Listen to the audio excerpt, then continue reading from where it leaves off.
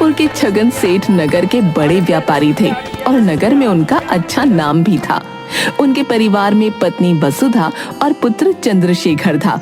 एक दिन छगन सेठ पत्नी वसुधा से, सुनती हो, कल सुबह मुझे जल्दी उठा देना, कुछ जरूरी काम से दूसरे नगर को जाना है।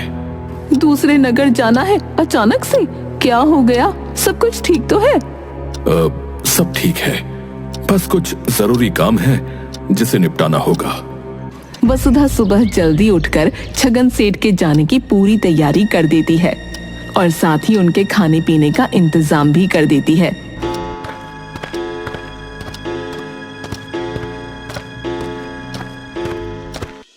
देर रात छगन सेठ दूसरे नगर से वापस आते हैं। बहुत देर हो गई आपको, कहाँ रह गए थे? अब इस समय कुछ भी कहने की हिम्मत नहीं है, मैं कल सुबह बात करूंगा।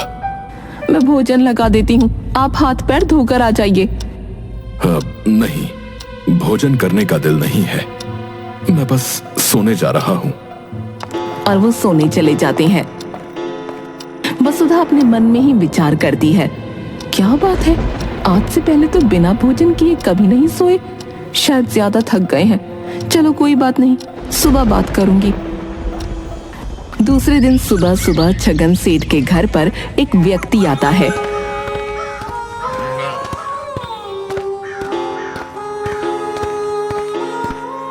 सेठ जी, मुझे अपनी पुत्री के विवाह के लिए जो है कुछ सामान चाहिए था। हाँ, जरूर, दुकान पर आकर ले जाओ। क्या क्या चाहिए तुम्हें? नहीं सेठ जी, दुकान पर तो मैं आ जाऊंगा, परंतु मैं आपसे कुछ कहने आया हूँ जो मैं दुकान पर नहीं कह सकता। बड़ी मुश्किल से पुत्री का अच्छे घर में विवाह संबंध जुड़ा है। बाकी सब इंतजाम तो हो गया है, परंतु आपकी दुकान से जो सामान मुझे लेना है उसके लिए मेरे पास उतना धन नहीं होगा। तो तुम मुझसे क्या चाहते हो? सेठ जी, मैं आपसे बस इतना अनुरोध करने आया हूँ कि अभी आप मुझे सामान दे दीजिए और मैं जो है धीरे धीरे करके आपका सारा पैसा आपको लौटा दूंगा।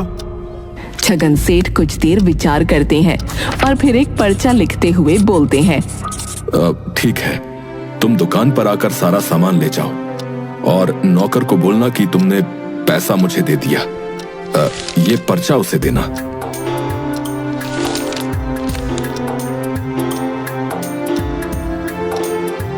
व्यक्ति खुशी खुशी वहां से चला जाता है। अब आपकी तबीयत कैसी है? मेरी तबीयत को क्या हुआ, मैं तो बिल्कुल स्वस्थ हूँ। नहीं, कल आप बिना भोजन किए सो गए थे, इसलिए मैंने आपसे ऐसे पूछा। हाँ, कुछ नहीं, थोड़ा थक गया था बस।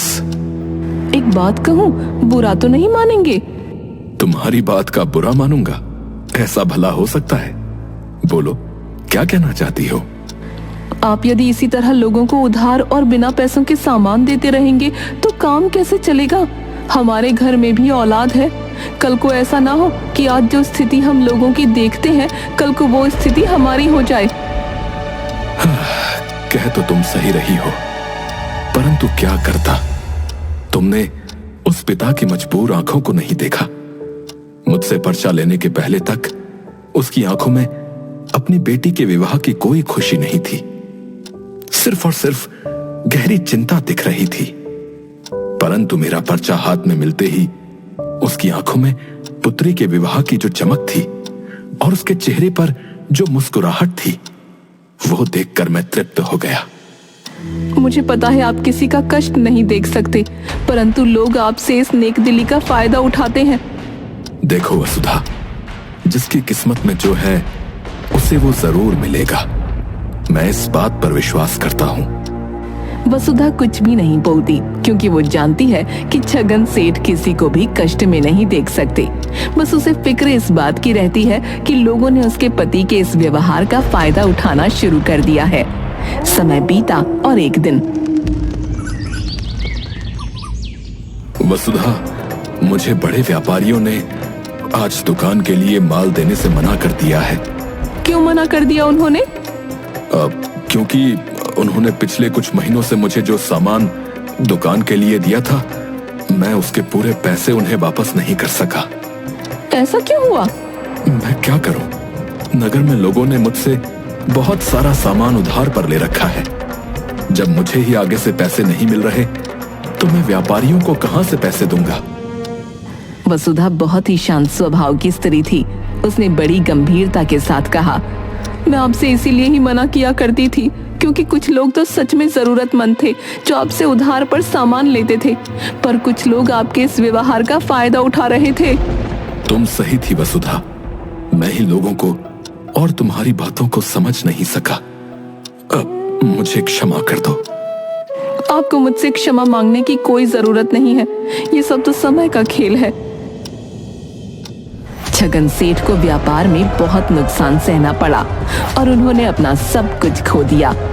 चिंता के कारण छगन सेठ बीमार पड़ गए और कुछ महीनों में ही उनकी मृत्यु हो गई। थोड़ी बहुत जो जायदाद थी उसे बेचकर वसुधा ने कर्ज चुकाया।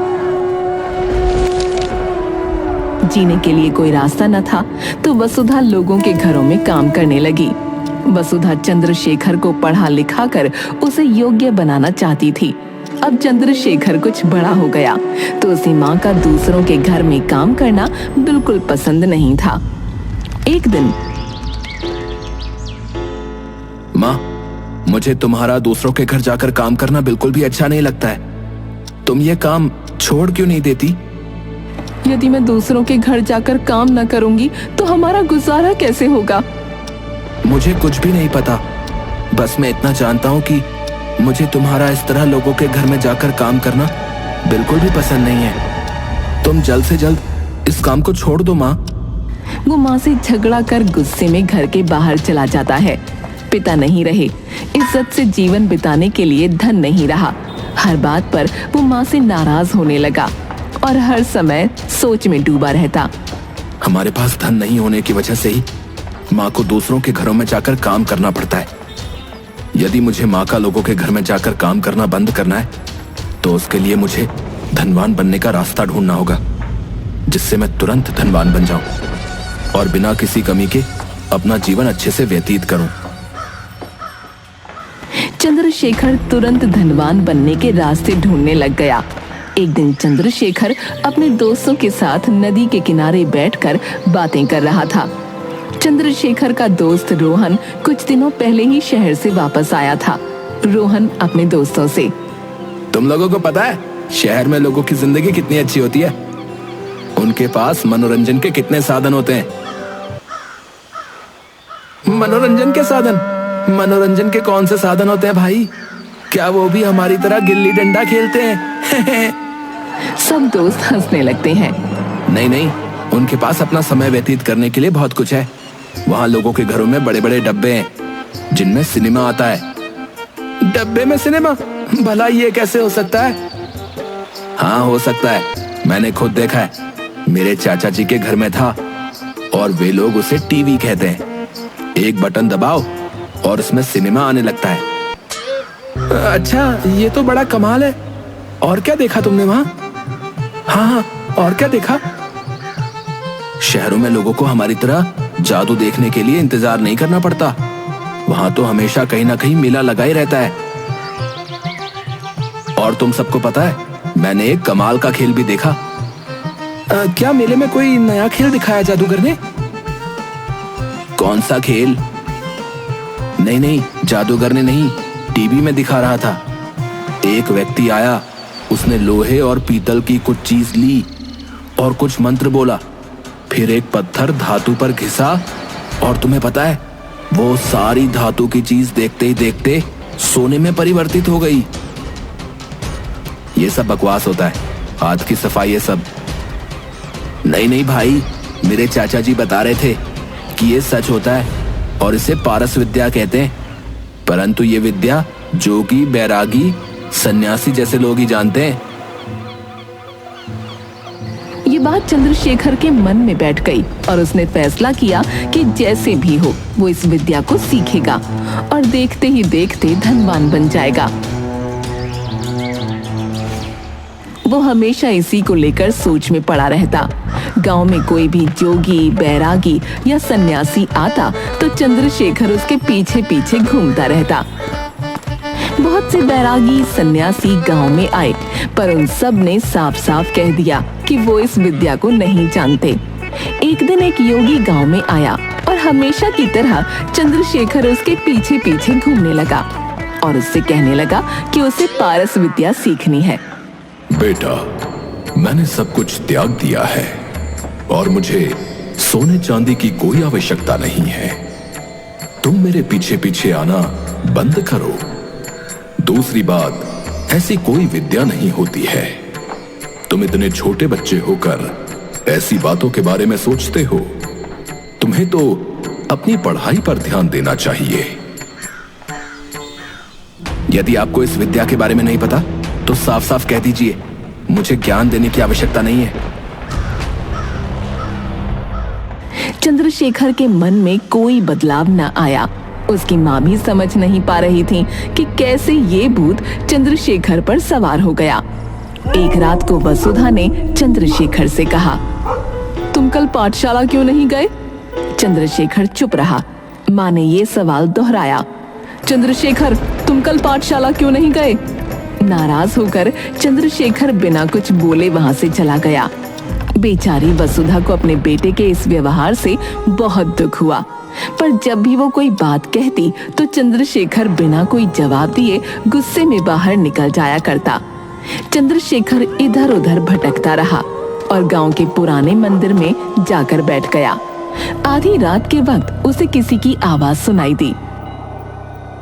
ओम हाइम ह्रीम क्लीम चामुंडाय विच्चय फट स्वाहा।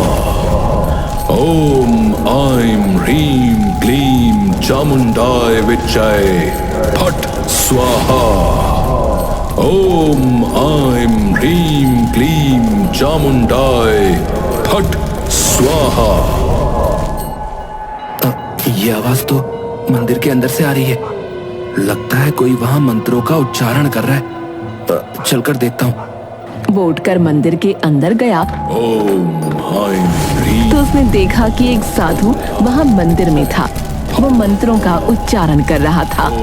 चंद्रशेखर धीरे धीरे उसके पास गया और उसे देखने लगा। तभी साधु ने चंद्रशेखर की तरफ देखा और कहा, तुम चंद्र हो ना? चंद्रशेखर अपना नाम एक अनजान आदमी से सुनकर हैरान रह गया। उसने कोई जवाब नहीं दिया। साधु ने दोबारा कहा, तुम चंद्रशेखर हो कि नहीं?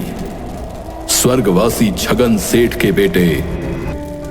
और तुम्हारी माता का नाम वसुधा है? जी, आपने सही कहा, परंतु आप मुझे कैसे जानते? मेरा नाम, मेरे पिता का नाम और मेरी माता का नाम भी जानते?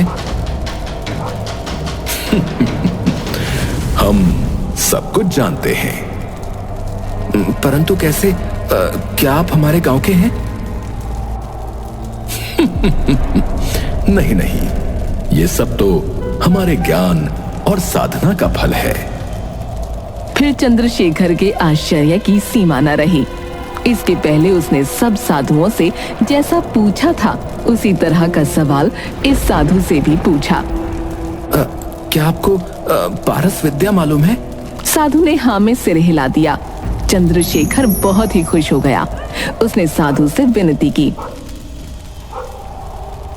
मैं बहुत समय से इस विद्या को सीखना चाहता हूँ, परंतु मुझे कोई ऐसा मिल ही नहीं रहा था जिसे ये विद्या आती हो। साधु महाराज, आप मुझे ये विद्या सिखा दीजिए ना। मैं आपके साथ आऊंगा। कृपया आप मुझे ये विद्या सिखाइए। पुत्र चंद्रशेखर, पारस विद्या का अर्थ है पारस नामक एक पत्थर की शिला। उसके स्पर्श करने से कोई भी धातु सोने में बदल जाती है। ये बड़ी ही रहस्यमयी विद्या है। ये विद्या तुम्हें सिखाने में मुझे कोई आपत्ति नहीं है, किंतु ये बोलते बोलते साधु रुक गया। किंतु क्या स्वामी जी? आप रुक क्यों गए? बताइए ना। इस विद्या को सीखने के लिए बहुत मेहनत और एकाग्रता की आवश्यकता पड़ती है। बहुत अधिक परिश्रम करना पड़ता है। इस विद्या को सीखने के लिए मुझे क्या करना होगा? कृपया बताइए। विद्या को सीखने के लिए मन को एकाग्र करना होगा, अपना ध्यान केंद्रित करना होगा। उसके लिए खूब पढ़ो, इस पर अपना ध्यान केंद्रित करो। जो भी अच्छा मौका तुम्हारे हाथ में आए उसका सही इस्तेमाल करो। अपने को दूसरों की तुलना में कभी कम मत समझो। तुम्हारी माता तुम्हारे लिए हर पल मेहनत कर रही है, उसकी सहायता करो। इस विद्या को साधने के लिए तुम्हें न जाने कितने उतार चढ़ावों का सामना करना पड़ेगा। उसके लिए अपने शरीर को दृढ़ बनाओ। जब मुझे विश्वास हो जाएगा कि तुम इस विद्या को सीखने के लिए योग्य हो गए हो, तो मैं तुम्हें अपने साथ ले जाऊंगा और पारस विद्या सिखाऊंगा। ये कहकर वो साधु चले गए। चंद्रशेखर खुद से बोला, आज से मैं वो सब कुछ करूंगा जो मुझे साधु महाराज जी ने करने को कहा है, क्योंकि मुझे हर हाल में पारस विद्या सीखनी है। चंद्रशेखर घर वापस गया और सुबह होते ही पाठशाला जाने को तैयार हो गया। बेटे में आए इस परिवर्तन से वसुधा बहुत खुश हो गई। पहले तो चंद्रशेखर को ऐसा करने में बहुत ही तकलीफ महसूस हुई, पर धीरे धीरे उसका मन पढ़ाई में लगने लगा। अब उसका पूरा ध्यान पढ़ने पर ही केंद्रित रहता था। क्या बोलते हो चंद्रशेखर? आज स्कूल के बाद नदी किनारे ताश पत्ती खेलने चलेगा? अरे गोलू, क्या बात कर रहा है? मुझे पढ़ाई करनी है। अगले महीने से परीक्षाएं हैं, उनकी तैयारी करनी है। अबे बहुत अधिक पढ़ाकू बन रहा है। अब तुमने ही तो हमें ताश पत्ती खेलना सिखाया और अब खुद ही सियाना बन रहा है। दोस्त, मैं तो कहता हूँ तू भी ताश पत्ती खेलना छोड़ और पढ़ाई में ध्यान दे। और मेरा लक्ष्य केवल गुरुजी की बात मानना है।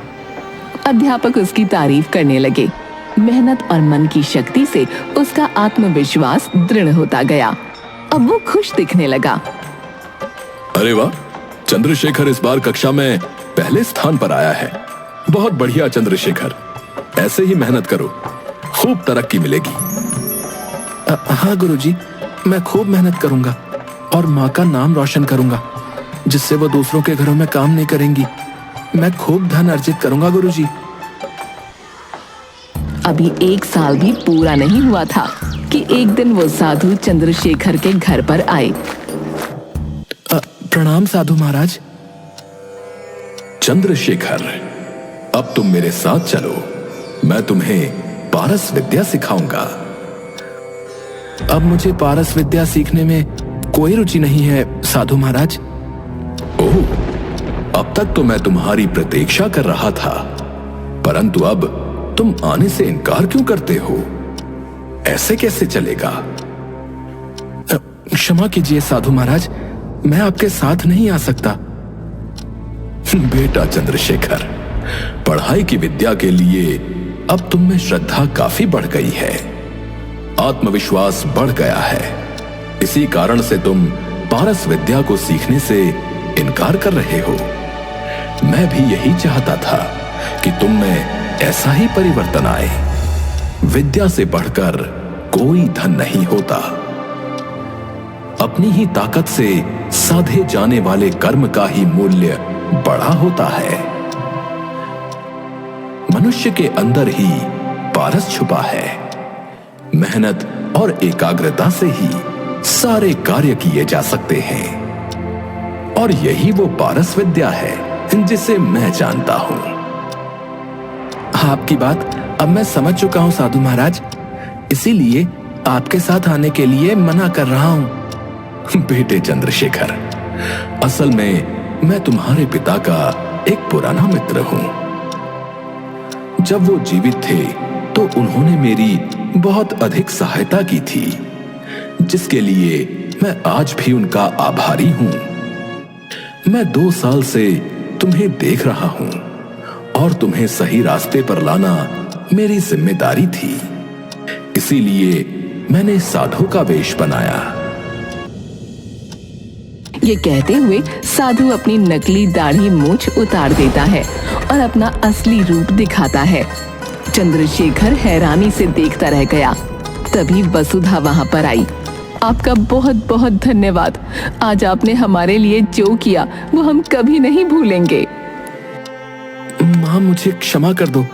मैंने तुम्हें बहुत दुख दिए, परंतु अब मैं समझ गया हूँ कि कड़ी मेहनत और अनुशासन से ही प्राप्त की गई योग्यता को असली पारस विद्या कहते हैं, जो साधारण जीवन को सोने जैसे सुखी जीवन में बदल सकती है।